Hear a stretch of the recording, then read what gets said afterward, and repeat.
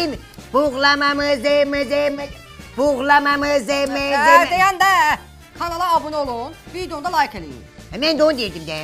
Sən uzadırsan hə deyən.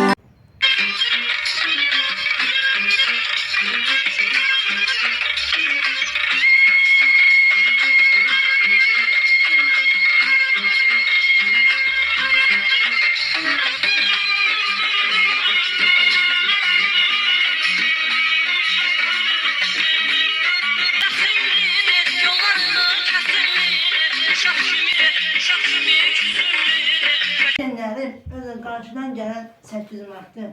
Hamının 8 Mart Beynəlxalq Qadınlar Günü münasibəti ilə təbrik edir.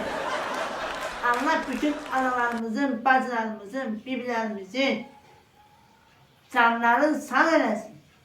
Allah o valideynləri bizim başımızın üstüne eləsin. Yaxşı o valideynlərimizlə öpürəm bütün valideynlərin əllərindən, gözlərindən öpürəm. Bildirir. Bugün 8 Mart'dır. Şamama da özlə bu günləri deyim ki, aynen gəzmək istəyirəm. Gedim heç olmasa mən də gəzim, mən də bayramı keçirim. Dedim get gəlir görəsən nə deyəcəksən? Deyir gəlir deyir, müəllimə bax, başıma kitab qoyacaq, kitabdan geləcək. Görüm hazırdır.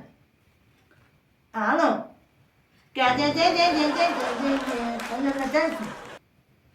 Sağ olun, var olun. Çok sağ olun. Falsın bakılarsan dedi, Nazan Hanım. Onu verin 18 Mart'ın tebrik edeyim de. Alo. Salam Van'da basın. Dedi, Van'da basın. Nazan'ın hanım. Sizin 8 Mart'ımızı bayramımız mübarek olsun.